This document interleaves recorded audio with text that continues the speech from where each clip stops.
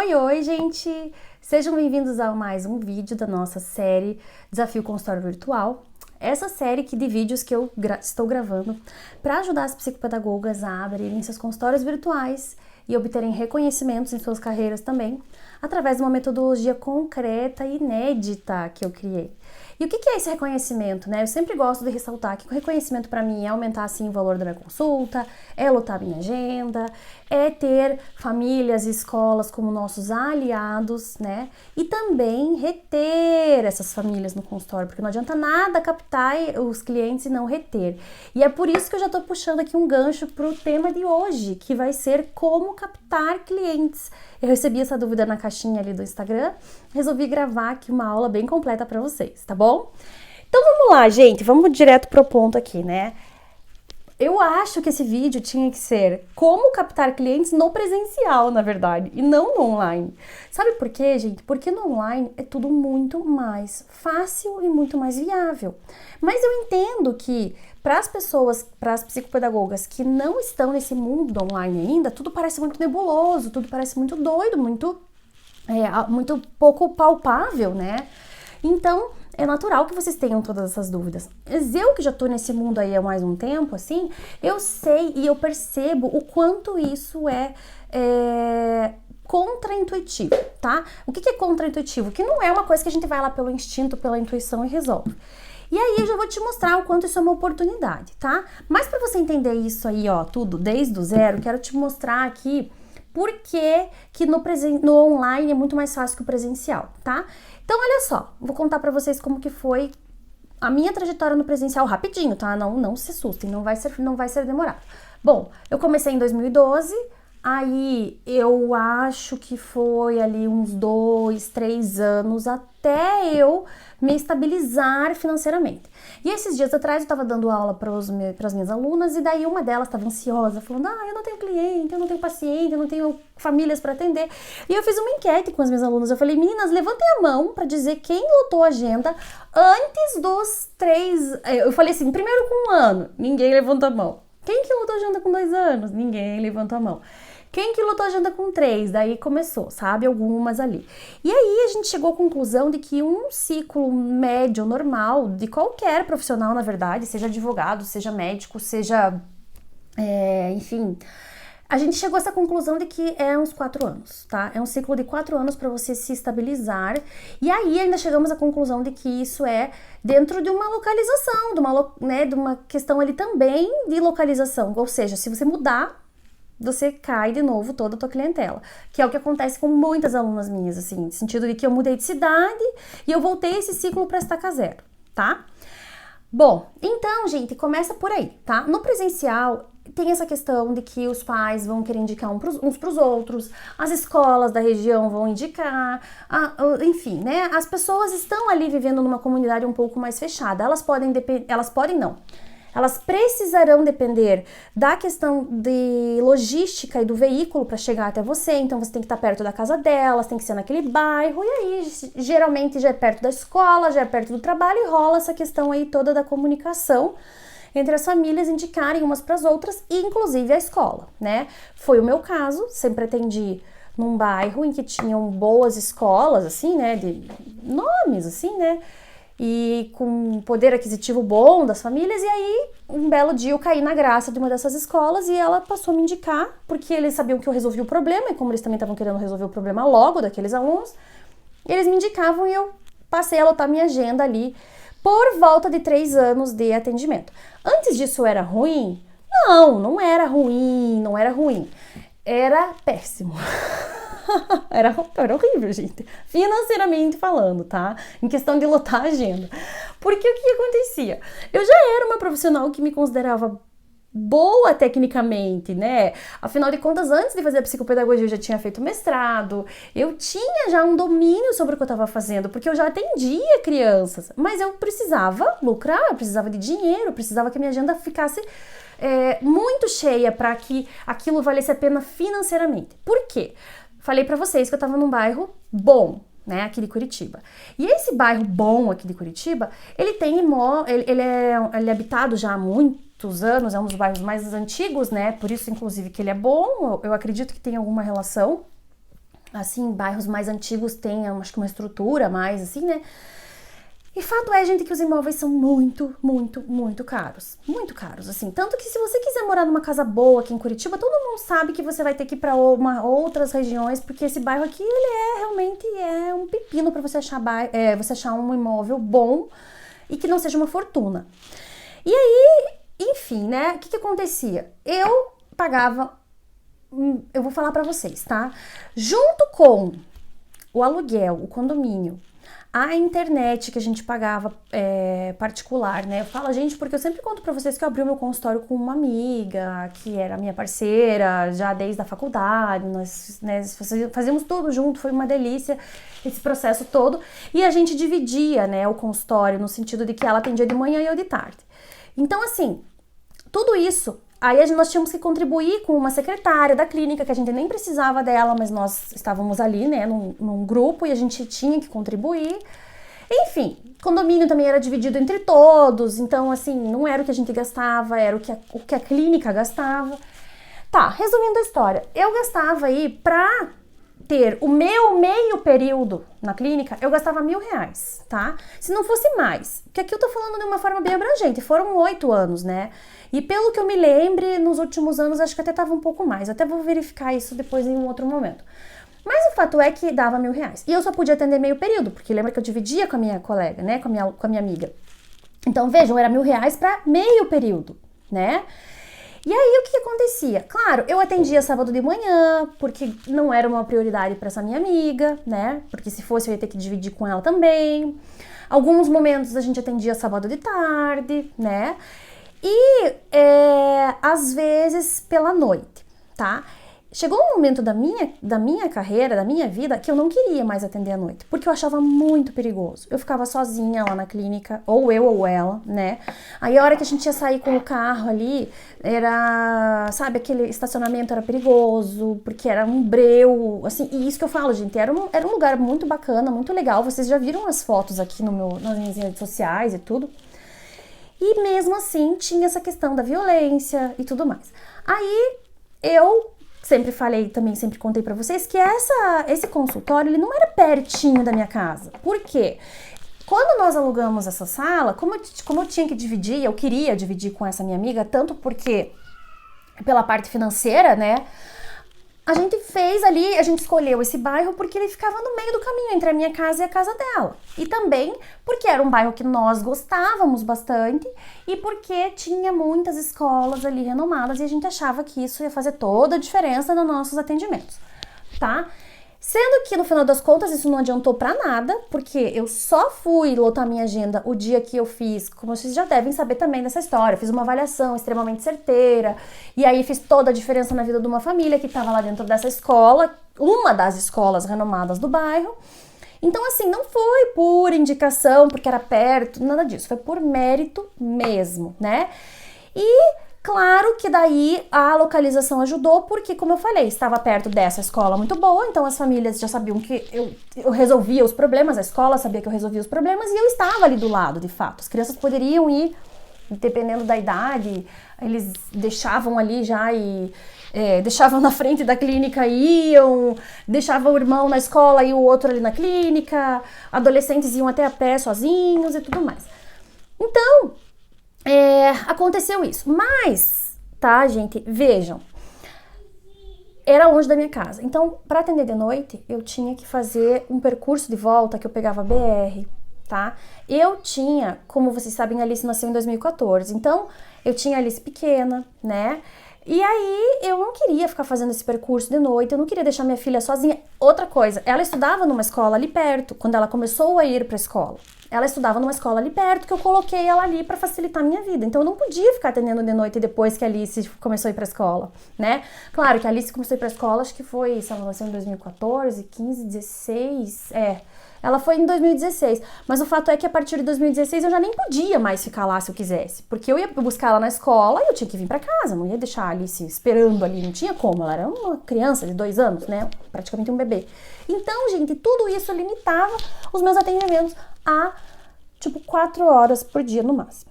Só que daí, o que acontece? A gente vai lá e coloca assim, nossa, então vou fazer enfim, que seja 45 minutos, 50 minutos, eu vou fazer aqui 5 atendimentos. Não dá. Pelo menos pra mim, essa experiência não funcionou. Porque tinha aquela conversinha de final de porta ali com os pais, tinha um momento que eu queria fazer xixi, tomar uma água entre uma consulta e outra, então não dava. Era 4 no máximo por tarde e olha lá, dependendo do caso, eu já sabia que eu tinha que marcar 3, tá? Dependendo do dia lá e dos atendimentos que eu tinha. Então, o fato é que a conta não fechava, tá? O valor da consulta só foi subir mesmo, só foi subir um valor para um valor bem bom mesmo, a partir desse momento dessa indicação aí toda, tá? Que foi também por volta de 2016, tá? Que aconteceu essa história toda. Mas o fato é que antes disso foi horrível, tá? E depois disso, depois de 2016, a coisa começou a andar e tudo. Lógico que eu tinha já uma independência financeira muito boa, já cobrava um valor bom nas consultas e tudo, mas tinha aquela oscilação também de dezembro, né? Chegava o final do ano, todas as famílias sumiam do consultório e tudo mais. Então tá, aí ficava eu pagando aquele aluguel, né? Por exemplo, janeiro, dezembro, julho às vezes, pagando aqueles 3 meses de aluguel, sendo que eu não tinha atendimento, tá? Gente, eu sei que assim, a carreira de psicopedagoga que quer realmente ter um consultório dos sonhos, aquele consultório dos sonhos, é dessa forma. Financeiramente é muito complicado e para captação de clientes, que é o tema desse vídeo de agora, era assim que acontecia. A gente já chegou a entregar panfleto, né? A gente fez tudo aquilo que todas vocês devem já ter feito, mas o fato é que só vem com reconhecimento mesmo, tá? Então, o reconhecimento é o que te traz clientes, é o que te traz famílias e é o que te traz a confiança para os pais irem lá entregar o filho deles que está sofrendo com dificuldade de aprendizagem na sua mão, tá? Não adianta panfleto, olha o que eu fiz aqui, bem louco. Não adianta panfleto, não adianta você ficar querendo colocar, enfim, tudo que for, se os pais não confiarem em você, né? E eles vão confiar em você a hora que eles entenderem que você é uma pessoa que vai resolver o problema. E isso é reconhecer o seu valor. Por isso que a palavra é reconhecimento, tá? Então, naquela época, nossa, eu falo 2016 como se fosse um século atrás. Mas, gente, depois dessa pandemia, depois do que veio essa questão de marketing digital forte mesmo, é praticamente um século atrás, que, né, parece mesmo, tá? Então, assim, hoje, como que você vai mostrar reconhecimento sem gastar 3 anos e sem pagar aluguel, sem gastar rios de dinheiro nos meses que você não vai atender, provavelmente, né? Porque a retenção também é uma forma de marketing e eu ensino muito isso para as minhas alunas, tá? Que a partir do momento que você tem reconhecimento, você também consegue reter essas famílias, tá? Mas ela é complicada, porque tem férias, realmente as crianças precisam descansar. Então eu também não sou a favor de criança ficar fazendo sessão psicopedagógica o ano inteiro, elas precisam pelo menos de 1 mês e meio de férias ao longo do ano. Então você não vai poder cobrar, o teu serviço é de autônoma, né? Você não vai poder fazer como uma escola que cobra 12 meses e efetua lá, não sei, acho que dá 10, não sei, 10, 9 meses por ano. Não é assim que funciona, né? O nosso trabalho é diferente. Então esses meses você não vai ficar pagando aluguel, né? Você não vai... enfim, né, fica presa ali com aquela questão financeira, porque o que eu queria falar pra vocês, dizendo que mesmo lotando a minha agenda, era essa questão anual que não batia, sabe? Então eu ganhava muito bem nos meses em que eu tava com a minha agenda lotada ali, que era, sei lá, vamos supor, março começa a dar os problemas na escola, daí as famílias aparecem um monte ali no final de março, daí dava abril, maio, junho, julho tem férias, daí agosto, setembro, outubro e novembro, tá? Eram 7 meses para bancar 12 meses de aluguel. É essa que é a questão, tá? Então, tinha tudo isso, né? E aí que eu também ensino as minhas alunas a reter os atendimentos por causa disso, tá? Porque não é só conseguir, é reter também. É importante mostrar para a família qual que vai ser a consequência dela se ela sair, que ela vai perder o horário dela, mas tudo isso vem com reconhecimento. Se você não for reconhecida, se você não for reconhecida pelas famílias e pelas escolas, não vai adiantar nada você só falar. Eles têm que ver que você é tudo aquilo, tá? Então, o que eu sempre O que eu tenho orientado muito as minhas alunas, e eu vou falar agora para vocês, que agora é o ponto ápice aqui, tá? Dessa nossa aula. Como que você vai fazer isso no online? Como que você vai trazer teu reconhecimento no online sem gastar 3 anos, tá? Isso vai vir através da tua autoridade. Você vai se tornar uma autoridade em relação ao conteúdo que você vai passar para os pais, tá? No online, ou seja, nas tuas redes sociais, nas tuas páginas, no seu site, enfim, o lugar que você for divulgar o teu trabalho. Você vai se mostrar como uma autoridade. E como você vai fazer isso? Vai ser trazendo conteúdo, tá? Conteúdo para as famílias. Conteúdo é qualquer conteúdo? É falar a previsão do tempo do dia? Não. É falar assim, ai, como brincar com seu filho? Não. É conteúdo de alto valor. Conteúdo que eles não vão achar em outras páginas, porque você vai mostrar que você é autoridade em um determinado assunto, que você é única, tá? Então vamos supor que você queira se dedicar, que você seja uma profissional que já tem lá uma particularidade, alguma questão assim. Sei lá, vamos supor, vou falar aqui de uma aluna minha que tá terminando psicopedagogia agora, mas ela é professora, né, do AE, e ela sabe, ela domina a língua brasileira de sinais. Então eu sempre falo que ela é única, né? Porque qualquer criança que esteja precisando do atendimento e que precise de uma profissional que domine a língua brasileira de sinais, para qualquer dessas famílias, essa profissional é única. E ela vai ter que postar conteúdos referentes a isso para mostrar que ela é única. Outra aluna minha, que é totalmente especializada em autismo, vai mostrar, vai trazer conteúdos relacionados a isso, só que é um conteúdo para os pais, não é um conteúdo para as colegas de trabalho. Então não adianta ficar falando termos técnicos sobre seja a deficiência auditiva, a surdez, seja em relação ao autismo, seja o que for, porque não é o teu cliente ideal, não é a sua colega. Você não precisa citar nomes de autores, não é isso. É conteúdo de valor, pode até citar pesquisas, porque isso traz muita seriedade pro teu trabalho, mas assim, você pode colocar referência bibliográfica, ok? Eu sempre fiz isso também, mas a questão tem que ter uma linguagem acessível para os pais, tá? E no caso de você que é uma profissional que acabou de se formar, Michelle, eu não tenho nada de especial, eu não tenho nenhuma especialização. Eu sempre fui assim, gente, eu sempre fui assim, porque eu me formei pedagoga, fiz o mestrado, obviamente, né, foi uma questão que me agregou muito, mas era um mestrado em cognição, aprendizagem e desenvolvimento humano, que é um tema super amplo, né, e aí eu trabalhei 5 anos, né, na Fundação de Ação Social aqui de Curitiba, mas era com capacitação de profissionais, de servidores. Então eu não tinha nem nada em específico para trazer para os pais, no sentido assim de que, não, eu fui professora há tantos anos, então eu sei de desenvolvimento infantil, eu fui, sei lá, eu sou professora de crianças especiais. Eu não tinha nada disso, tá? Eu era uma profissional pedagoga que dominava muito bem o conteúdo, fiz uma especialização em psicopedagogia, porque era o meu sonho voltar a atender crianças, né? Porque esses 5 anos que eu trabalhei, eu acabei não tinha mais o universo infantil na minha vida, eu estava muito frustrada. E aí, né? Como que você vai trazer essa autoridade?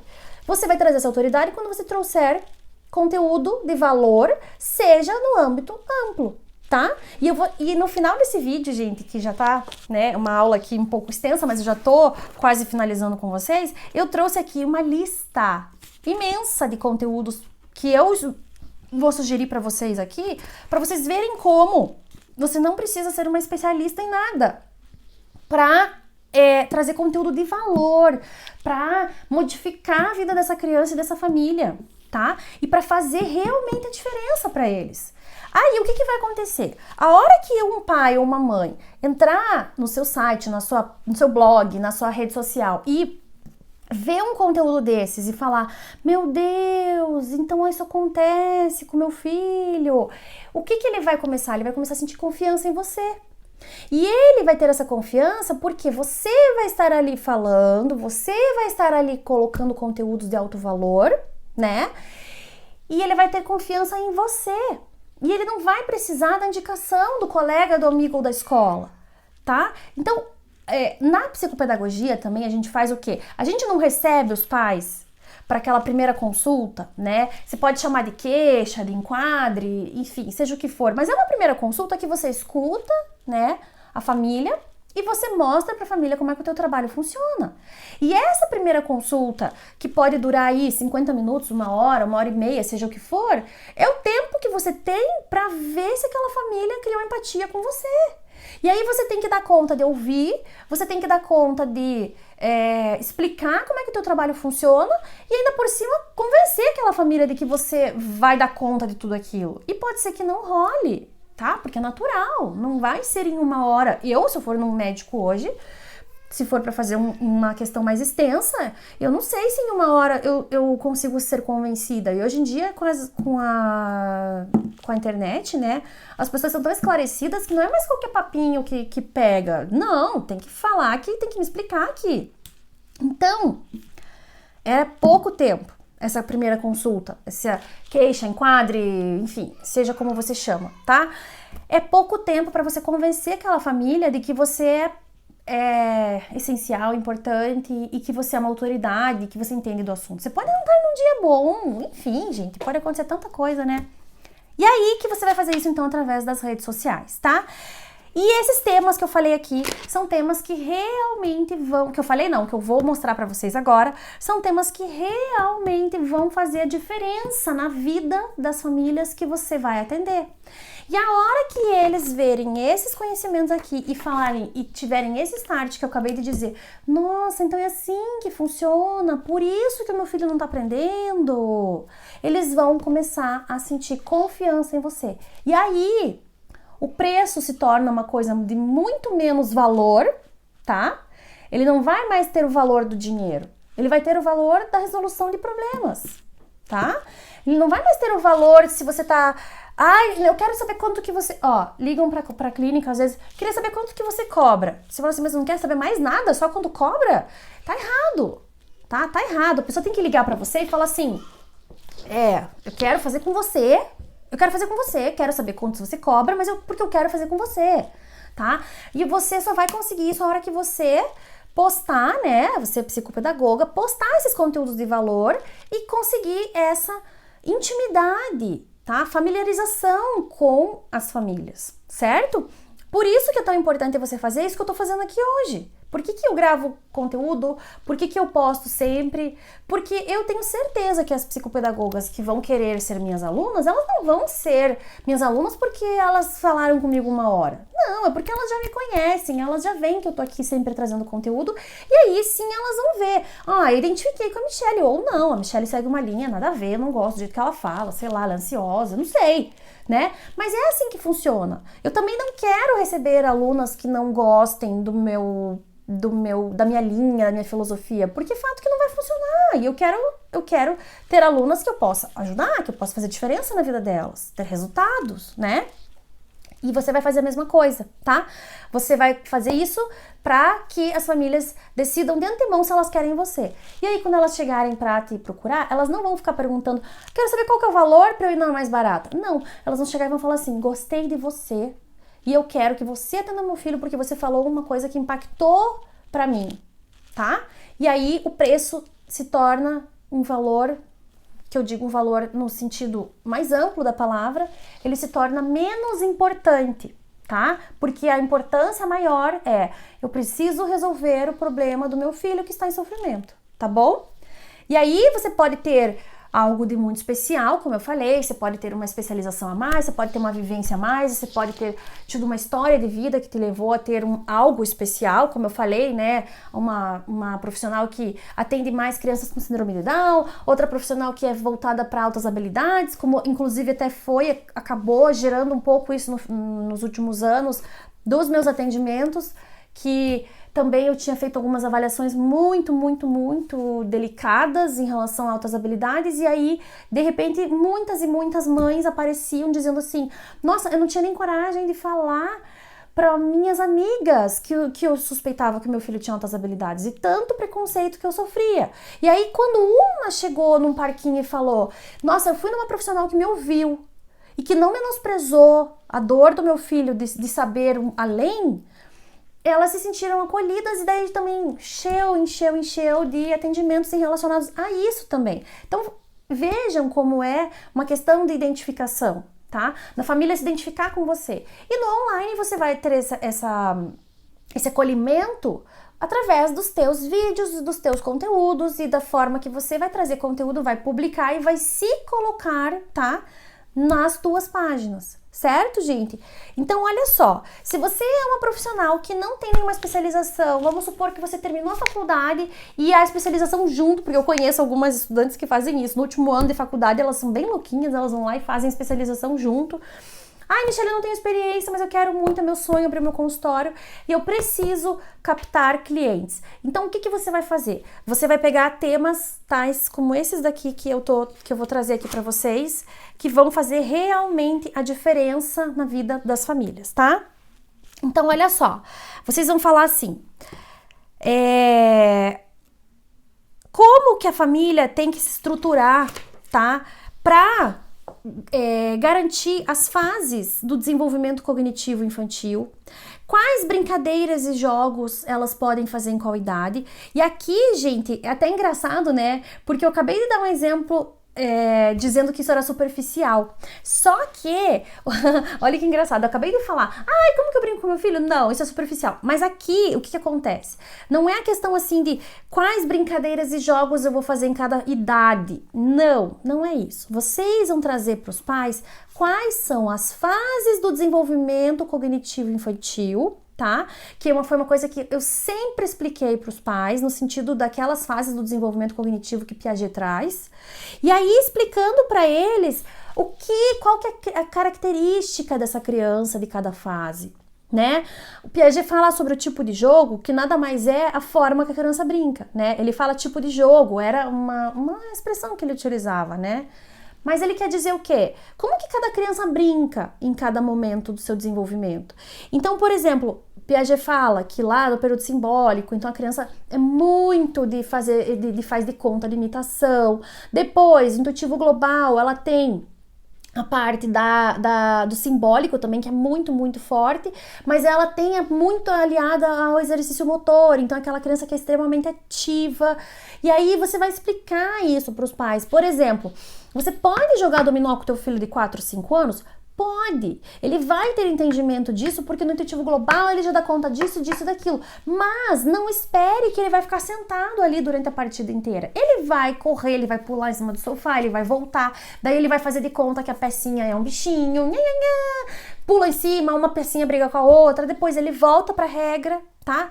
Porque o Piaget traz isso nas fases do desenvolvimento, ele traz a questão simbólica, do exercício motor, e a das regras. Então, a criança que está lá no operatório concreto ou que está entrando no operatório concreto, aquela criança de 6, 7 anos, ela começa a ter um interesse absurdo por regras. Por quê? Porque é a fase que o desenvolvimento cognitivo dessa criança está sendo estimulada para olhar sob a perspectiva do outro.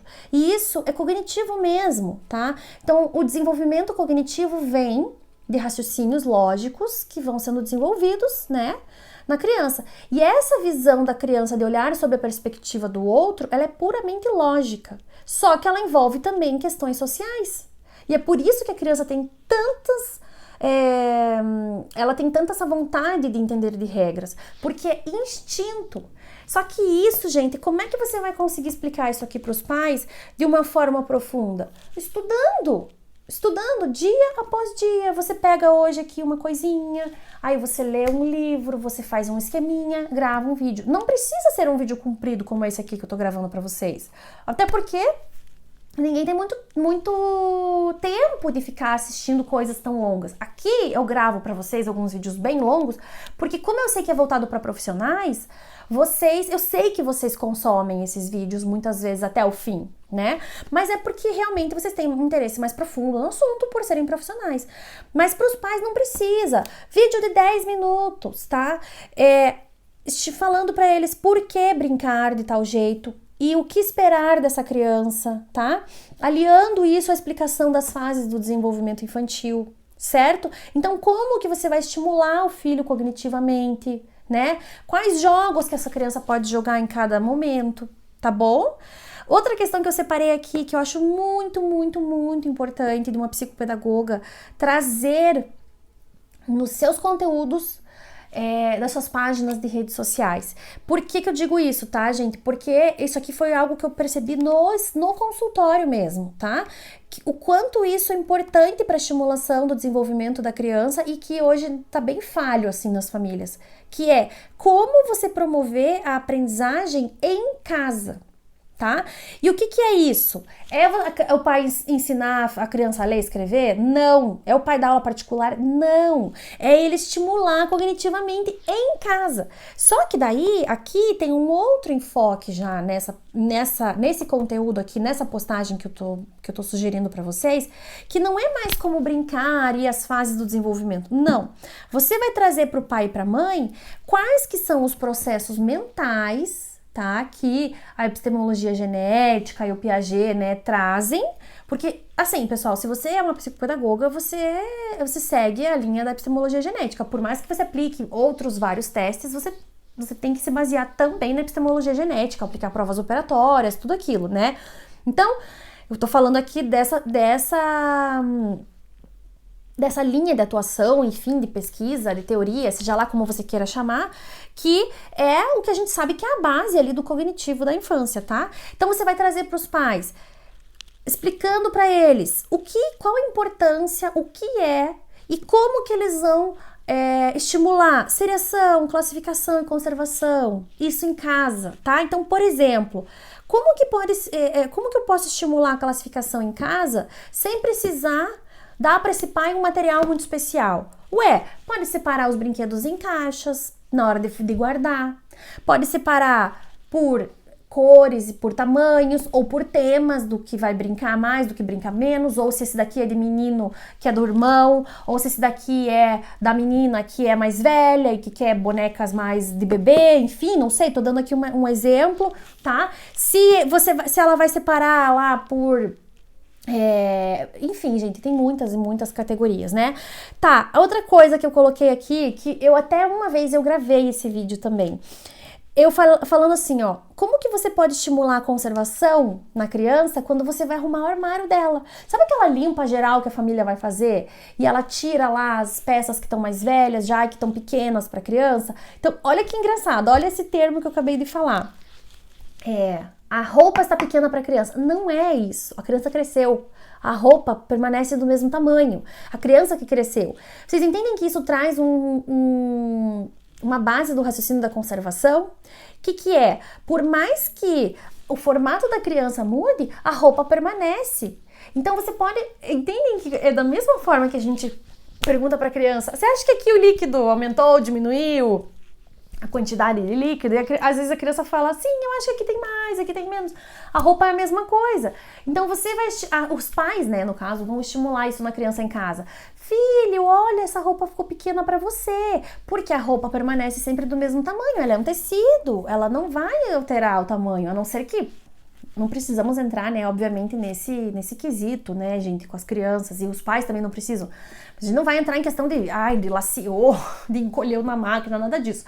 Mas assim, a roupa permanece no mesmo tamanho, você cresceu. Então, processo mental da conservação, tá? Seriação, vamos colocar aqui, ajudar a mamãe aqui a guardar, a colocar os potes aqui todos por tamanho na cozinha.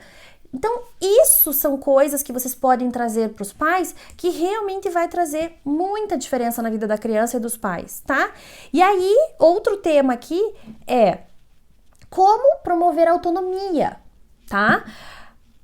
Também dentro de casa, né? Então, por exemplo, se você consegue trazer, tá, para os pais um conteúdo que você realmente consiga mostrar para eles o quão importante é essa criança ter vivências, ter autonomia, no sentido o que é autonomia, né? Ela tem que, para uma criança ter autonomia de fazer as coisas, ela precisa ter o quê? Acessibilidade, né, aos objetos, segurança, né? Então, por exemplo, cozinhar. Cozinhar é uma coisa que traz muita autonomia para as crianças, mas, diga-se, né, de passagem, eu vou falar aqui para vocês a minha opinião, não sei se a de vocês é a mesma, mas é um saco porque a criança faz uma sujeirada E se você não tiver muito bem claro ali que isso vai realmente fazer a diferença na vida do seu filho, você não faz, porque é um porre ficar limpando tudo que a criança faz. Não é, gente? Então, você tem que trazer para os pais as questões do desenvolvimento cognitivo para que eles tenham motivação no sentido de... motivação que eu quero dizer é no sentido de razão para fazer aquilo, né? Outra coisa, lidar com dinheiro, né? Traz autonomia. Você ir lá, pegar o dinheiro, fazer a continha, dar uma mesada, fazer a continha lá com a criança, quer comprar tal coisa, não quer, hoje vai pagar, hoje não vai, né? Então, esse tipo de post aqui, tá? É um post muito legal de trazer para as famílias, como trazer autonomia. Só que você sempre vai vincular isso à aprendizagem. Ou seja, nesse caso aqui, é um post que você vai trazer como prevenção das dificuldades de aprendizagem, né? Promover a aprendizagem em casa, no sentido da autonomia, é prevenção, mas também é, né, claro, aquela criança que já tá com defasagem também é muito beneficiada, né? E a questão ali que eu falei, por exemplo, classificação, conservação, gente, tudo aquilo ali é tão importante para as crianças e os pais às vezes não sabem e não têm obrigação de saber, né? Quer dizer, ter obrigação talvez teriam, mas a nossa sociedade não permite, tá? Então, assim, por exemplo, né? Vamos supor que vocês vão fazer uma postagem sobre o período do operatório concreto. Então, começa que o pai não faz a mínima ideia do que seja o período do operatório concreto. Então, você vai falar assim. Então, a primeira coisa que eu vou te mostrar é como estimular o seu filho de 6, 7 anos e você vai... o porquê, tá? Como brincar, como não brincar, o que esperar dessa criança e quais jogos jogar e sempre explicando o porquê, tá? Então, eu vou dar um exemplo aqui pra vocês. Por exemplo, operatório concreto. A gente não acabou de falar que as crianças têm muita curiosidade por regras? Então, você vai explicar que essa criança tá no momento do jogo de regras. Aí você vai explicar por que ela tem tanta curiosidade por regras, né? Então, como que você vai brincar e como que você não vai brincar? Esse é um momento da criança que não adianta você querer ficar... fugindo do que ela já conhece de regra, porque ela não vai aceitar. Uma vez dita a regra, ela não vai aceitar mudar. Ainda mais se ela tiver um vínculo afetivo com essa regra. Por exemplo, a avó e a avó ensinaram ela a jogar um jogo desse jeito. Se ela chegar em casa e o pai e a mãe quiserem jogar de outro, ela vai ficar braba e aí vai fugir todo do prumo. Então, o pai e a mãe tem que incentivar e também respeitar essa regra, né? Então, o que esperar dessa criança durante essa brincadeira? Gente, tudo isso é papel do psicopedagogo, tá? É essa orientação aos pais, orientação familiar, é papel social do psicopedagogo. Mesmo que a gente não receba um centavo por isso, nós devemos fazer, tá? Mas o fato é que você vai receber e você com certeza vai ganhar muita autoridade para os pais quererem buscar a sua consulta pelo nível de profundidade dessas postagens aqui, tá? Aí você vai fazer o mesmo com a criança do simbólico, o mesmo com a criança do intuitivo global, o mesmo com a criança do intuitivo articulado, certo? Outra postagem que eu anotei aqui para sugerir para vocês. Pilares da aprendizagem. Bom, outra questão da psicopedagogia. Eu já falei para vocês que eu sigo a linha da epistemologia convergente, que para mim é a mais conhecida e a que eu mais respeito no sentido histórico e, enfim, e científico, né? E nós sabemos que a epistemologia convergente, ela segue os pilares cognitivo, afetivo e social. O que é isso? Cognitivo, Piaget, epistemologia genética. Afetivo é baseado na psicanálise, mas sempre voltado para a aprendizagem. Então, qual que é o vínculo afetivo que essa criança tem com a aprendizagem? E social é a importância dessa criança aprender a aprender em grupo, né? Porque aprender em grupo é muito forte e é muito importante, né? Haja vista que é um dos pilares da psicopedagogia. Então, você vai mostrar para o pai, né, que existem esses 3 pilares e o quão importante é ele estimular o cognitivo do seu filho, mas também trazendo um valor afetivo, tá? No caso dos pais, os pais têm que ser referenciais de aprendizagem para as crianças. O que é isso? É um pai que ensina através de atitudes, ele não precisa ser um pedagogo, ele não precisa ser um professor, ele não vai alfabetizar nem fazer lição de casa com a criança. Não, mas ele é um referencial de aprendizagem, seja porque ele toca um instrumento e ele tá ajudando aquela criança a aprender também, seja porque ele é marceneiro e aquela criança tá ali do lado vendo ele cortar todo santo dia, seja porque ele faz um esporte e ele leva o filho pra ver e um belo dia, se for tênis, ele pega e ensina a raquete pro menino jogar na parede, seja o futebol, aquele pai que já compra chuteira desde pequenininho, seja qualquer coisa, mas é importante que tenha a parte do cognitivo, porque, né, gente, por mais que seja um esporte,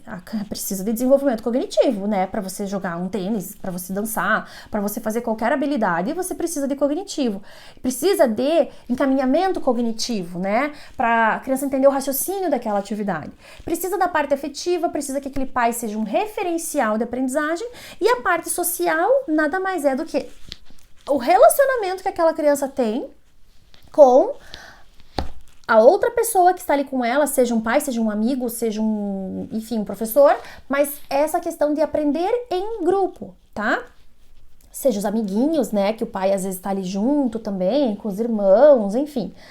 Então, se não tiver esses 3 pilares aqui, é fato que a aprendizagem vai ficar sem um pilar, e isso é fato que vai ser menos efetiva do que se tiver esses 3 pilares. Então, você tem que trazer esse conteúdo para os pais. Conteúdo sobre os pilares da aprendizagem, tá? E aí eu já gosto muito também de fazer esse vínculo aqui desse conteúdo dos 3 pilares com o conteúdo da importância dos pais jogarem com as crianças em casa, tá? Por quê?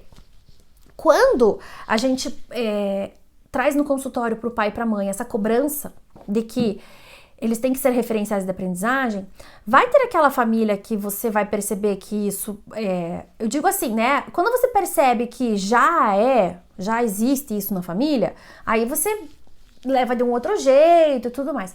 Tem momentos que você percebe que os pais são referenciais, mas eles não sabem lidar com aquilo. Então, por exemplo, o pai lá é marceneiro, como eu falei. Ele nunca deixou a criança botar a mão na madeira lá, porque ele tinha medo que a criança se machucasse. Quando você orienta e fala assim, olha, tenta pegar uma ferramenta menos perigosa, segura na mão dele, né? Mas tenta ensinar, ou arranja uma outra atividade que ele possa fazer que não seja lidar com essa máquina perigosa, mas que ele possa te ajudar a selecionar as peças, qualquer coisa, mas deixa a criança entrar no circuito e tudo mais. Então tem essa família que só com o start pode entender o que você está falando. Tem aquela família que não sabe nem que referencial de aprendizagem ele pode ser para o filho, porque falta, né? Uma vez, eu juro para vocês, uma vez um pai falou assim para mim, um adolescente falou bem assim para mim: o único vínculo que eu tenho com meu pai de aprendizagem, né? Porque daí nesse caso era um adolescente, eu já estava até explicando para ele a importância disso, porque ele estava percebendo que ele não tinha isso, né? E eu queria resgatar isso com ele, e aí ele falou assim: o único vínculo que eu vejo que o meu pai me ensina alguma coisa é quando a gente senta para tomar uma cerveja e a gente conversa, tá? E aí tudo bem, ok, era um momento deles, mas o menino era um adolescente muito novo, ele não, enfim, então assim, né? Tem famílias, gente, que não tem referenciais de aprendizagem. Não tem. Por algum motivo, enfim, né? Não me cabe aqui julgar isso. Cada um tem a sua vivência e às vezes as pessoas têm vivências muito sofridas que não lhes permitem mesmo. Aí você vai sugerir os jogos. Por quê, gente? Porque o jogo é rápido, é barato, é fácil, ele não depende de clima, de tempo, de nada, né? E o jogo promove tudo isso que eu acabei de falar. Promove o cognitivo, promove o afetivo e promove o social.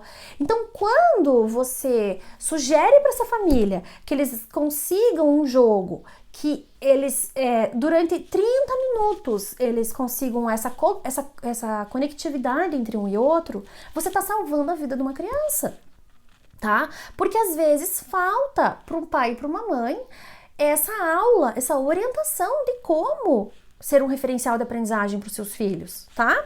Então, quais jogos jogar, em qual faixa de idade ou faixa de cognitivo, mas aí para você explicar a faixa cognitiva para os pais, o que você tem que fazer? Você tem que ter postado antes já, né? Aí o que você faz? Olha, se você não sabe a faixa cognitiva do seu filho, então clica aqui que nesse vídeo eu tô te explicando quais são as faixas do desenvolvimento cognitivo infantil e como que você pode identificar elas através de características muito comuns em cada fase, tá? Por exemplo, uma criança que entra no simbólico, ela tem que, segundo Piaget, é aquela criança que começa a falar, né? Aquela criança que desenha, ela tem atitudes simbólicas, né? É desenhar o rabiscão, assim, só pra fazer exercício motor? Não, é desenhar mesmo. É aquela criança que põe a mãozona lá, a mãozinha lá e fala, mamãe, tá desenhando a mamãe. Por mais que seja só uma bola ali, que você não tá entendendo nada, mas ela está simbolizando a mamãe. Ou o papai, ou bola, que seja, né? Tá bom, gente? Então, essas características você tem a obrigação de trazer para o pai saber qual é o nível de desenvolvimento cognitivo que o filho dele se encontra, e aí ele vai saber qual jogo jogar, e aí ele vai salvar a vida do filho dele e a dele também, porque você trouxe um conteúdo de alto valor. E o que ele vai sentir quando ele sanar essa dor momentânea? Ele vai falar, eu quero mais, porque é fato que vão vir outras dúvidas, outras questões, gente, porque o cognitivo infantil, ser pai, ser mãe, sanar dúvidas, dificuldades de aprendizagem, não tem fim, né? Mas a hora que ele tiver confiança no teu conteúdo, que você suprir uma primeira dor dele, ele vai querer mais e você vai ser uma autoridade para ele. E aí, o preço, tudo aquilo que eu já falei, é muito mais, tem muito menos valor, tá? Financeiro. Por quê? Porque ele quer resolver o problema dele, ele tá com uma dor ali que tem que ser suprida, tá? Vai ser fácil você fazer isso? Não. Você vai ter que estudar, você vai ter que ser uma profissional dedicada. Só que aí também, gente, entra uma coisa que eu acho muito legal, que nós sabemos, né, que nós aprendemos, sei lá, 10% ouvindo, 50% fazendo e 99,9% ensinando, não é verdade? Então, quando você estiver fazendo esses conteúdos, quando você estiver postando esses conteúdos, quem vai estar ganhando com tudo isso é você, psicopedagoga, porque você vai estar se aprimorando. E às vezes vale muito mais você fazer isso, né? Que é você pegar as bases da psicopedagogia, estudar, se aprimorar e postar um conteúdo de alta qualidade nas redes sociais, do que você ficar fazendo um monte de cursinho picado por aí, tá? Então, veja o valor desse ciclo. É um ciclo que não tem fim, sabe? Assim, o valor produtivo e de resultados e de compartilhamento de vida que não tem fim, sabe? Tá bom? Então, ó, eu coloquei aqui também a importância do jogo nas relações familiares e o que ele estimula, né, que eu acabei de falar pra vocês. Os pais como referências de aprendizagem, né? O vínculo que a aprendizagem sistemática e assistemática, tá?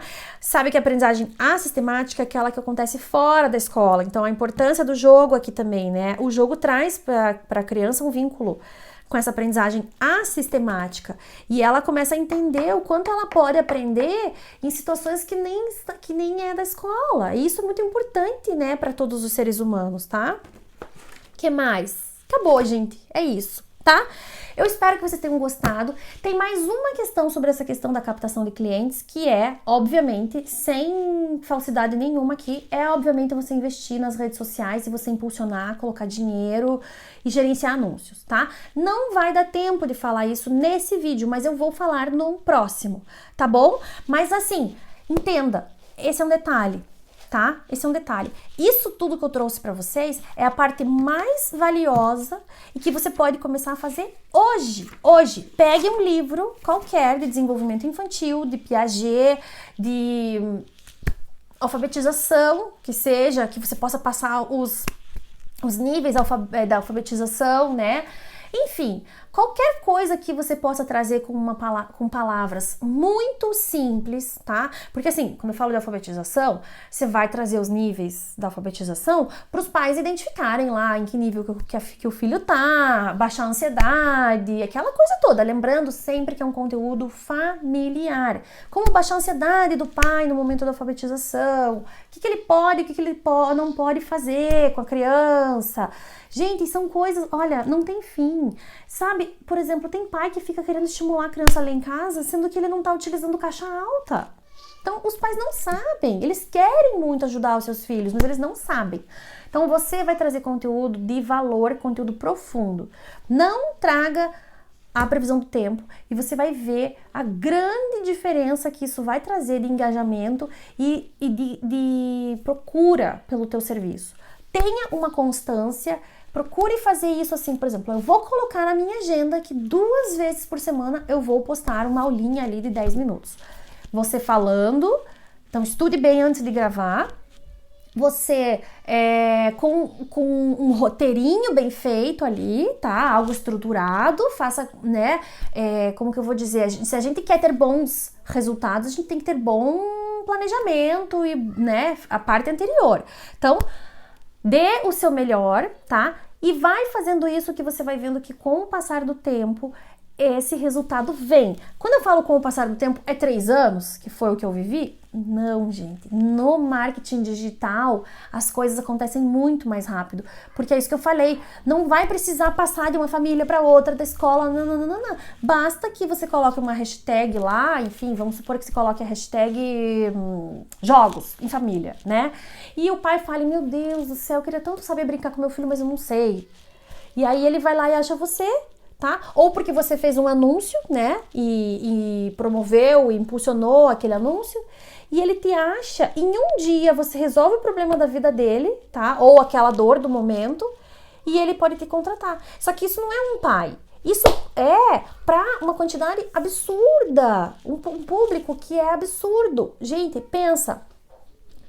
Eu fiz uma pesquisa há uns tempos atrás sobre o público que tinha no Facebook, né? Que Instagram e Facebook é a mesma coisa, que dizia que num bairro aqui de Curitiba, pais com crianças em idade escolar de 6 a 8 anos tinha em torno, num bairro, 5 mil, tá? Quando eu abria para Curitiba, dava 14 mil. No Brasil, era quase 2 milhões de pais com filhos em idade escolar entre 6 e 8 anos. Eu não tô falando de 3 a 10, tô falando de 6 e 8. Quase 2 milhões. Então, gente, esse leque, ele é absurdo. As possibilidades do online são imensuráveis, tá? Basta que você dê o seu melhor, basta que você faça postagens de alto valor, tá? Para os pais, que você realmente cure uma dor momentânea ali deles e você vai ver que o resultado, o reconhecimento do teu trabalho vem muito mais rápido. Tá bom, gente? Então, para um próximo momento, eu vou trazer para vocês como que você pode fazer essa questão aí de impulsionar, de colocar o teu dinheirinho lá e de planejar isso de um jeito bem legal para você não perder dinheiro, tá? E para você não ser enganada, né? Porque tudo que é investimento, né? Tá bom? Mas por hoje, faça a tua parte, tá bom? Beijos e até a próxima!